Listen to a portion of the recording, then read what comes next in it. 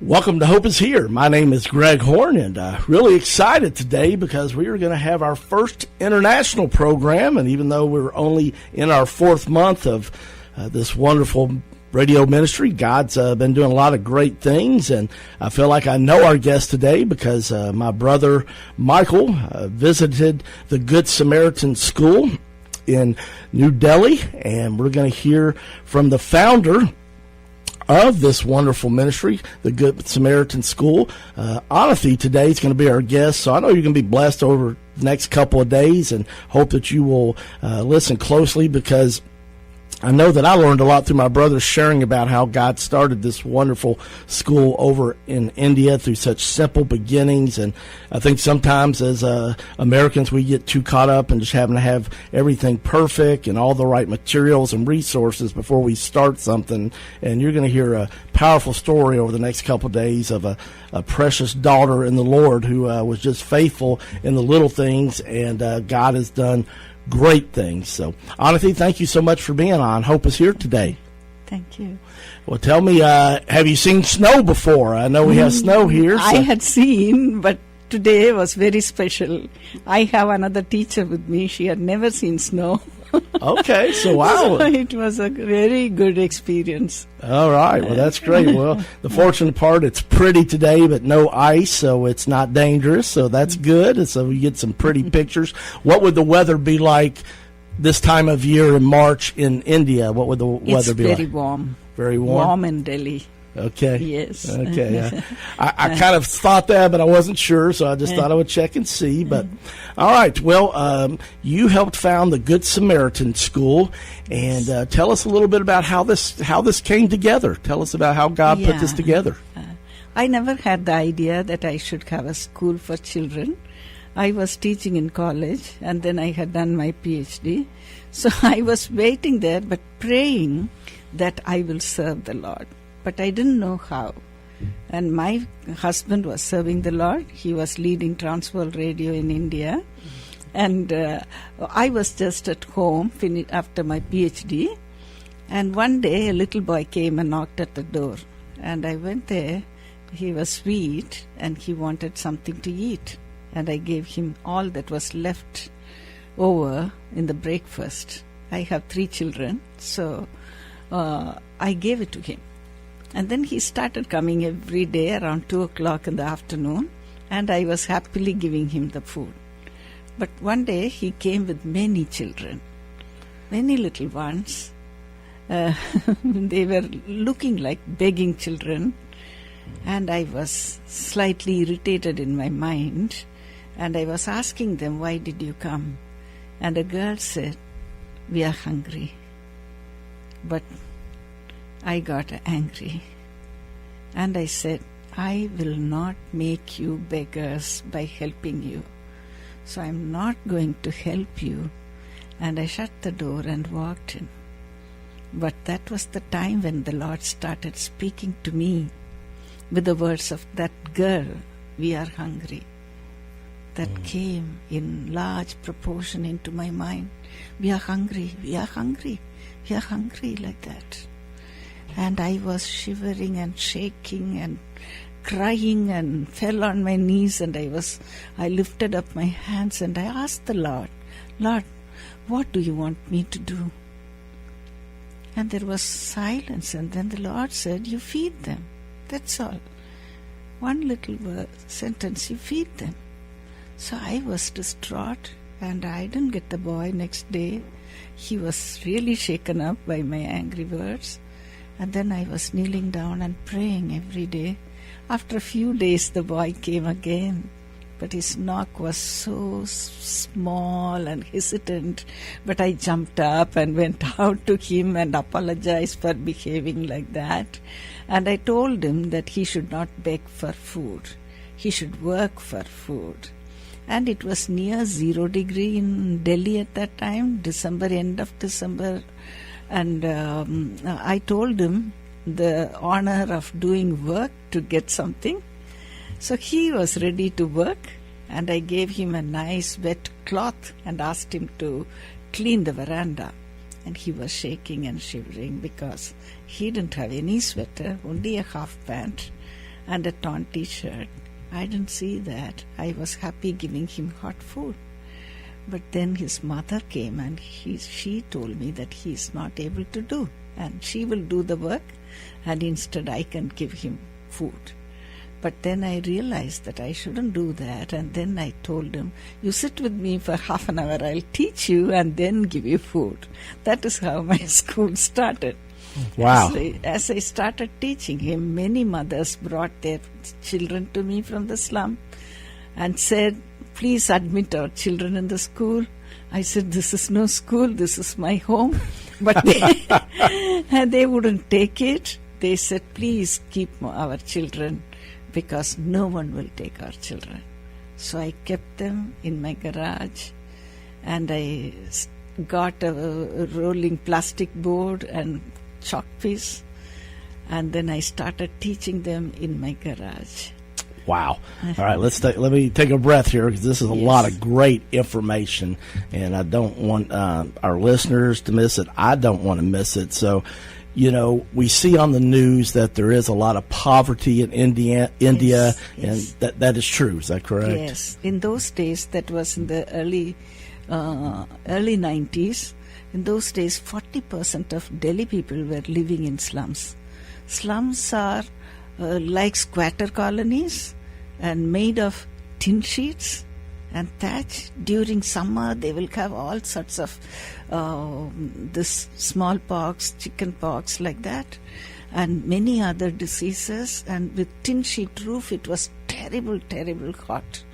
And then they had thatch, but now it's much better. The slums are much better, and they won't have any running water, and no place for no toilet. And there was a common toilet for nearly 25,000 people. Okay, hold on. One common toilet for 25,000 people? Yeah. Wow. Maybe it had 50 seats for women separate and men separate. And in between was a room where the caretaker was there, and then another room where then it was a night shelter for homeless people. Wow.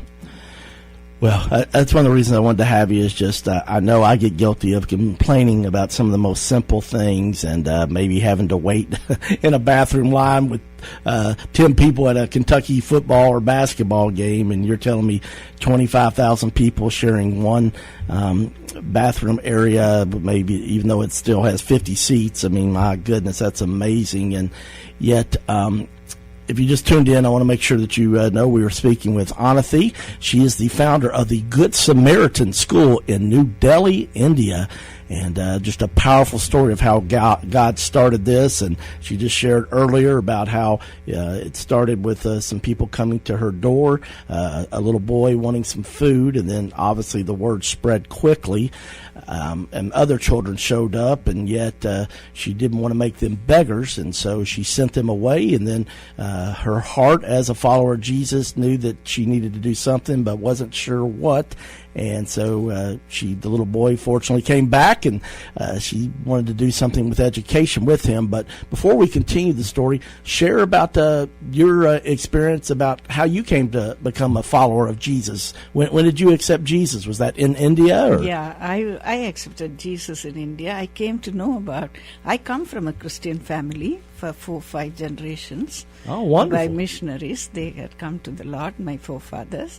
But anyway, personally, as a young child, I remember Billy Graham coming to our town. Billy and Graham? Speaking. Really? Yeah. Wow. But at that time, I didn't know. I was not aware, though I started loving Jesus.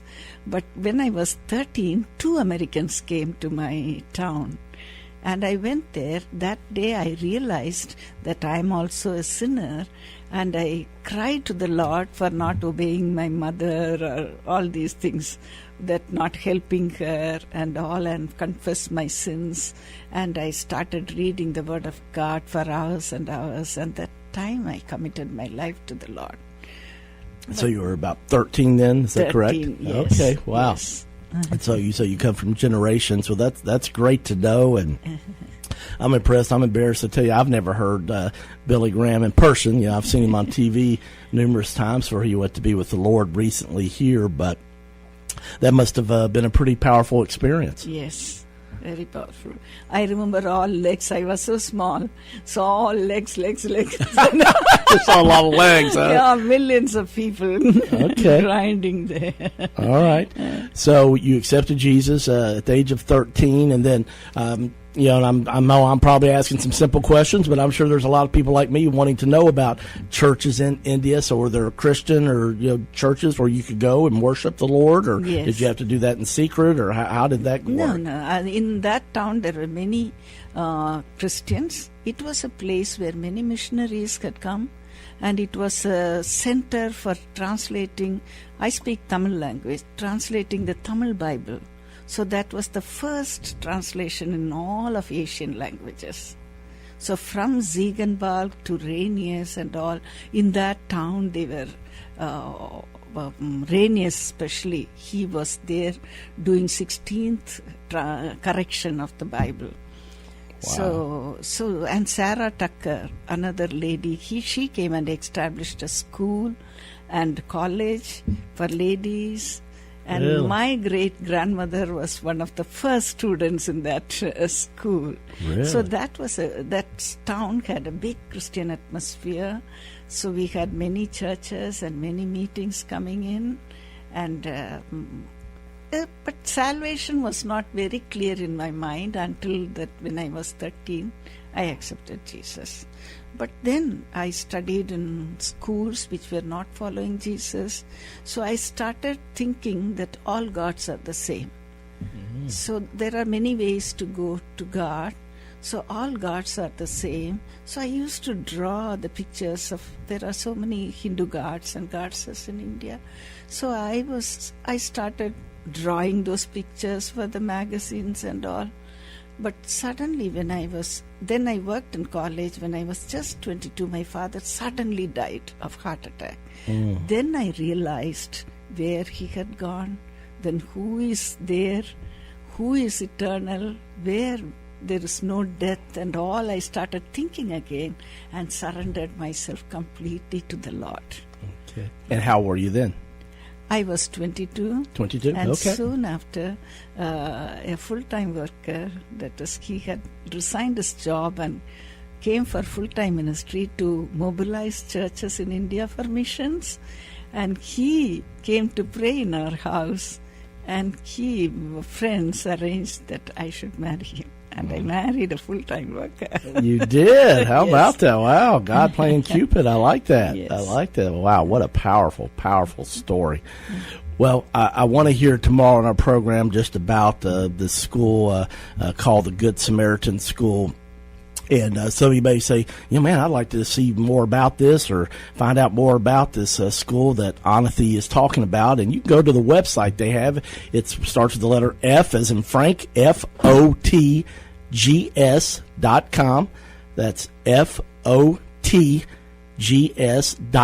and you can find out about this wonderful academic institution, the Good Samaritan School, that is in New Delhi, India, that Anathi founded, and it's just a powerful, powerful story. Their mission statement is that the Good Samaritan School is committed to serve underprivileged children in the love of Christ and to provide quality education in accordance with the standards set by the government, to teach discipline, respect, honesty, self-reliance, perseverance, and love for one another, and to provide a safe and creative learning environment to encourage an ideal student-teacher relationship.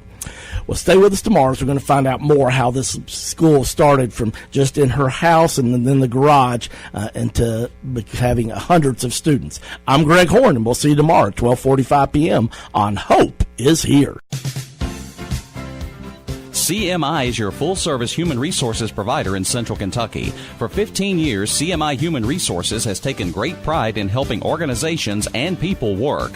Whether it's employee handbooks or help in filling a position, no job is too large or too small for CMI. Contact the professionals today at CMI Human Resources, 859-296-2800, or online at cmiconsulting.com.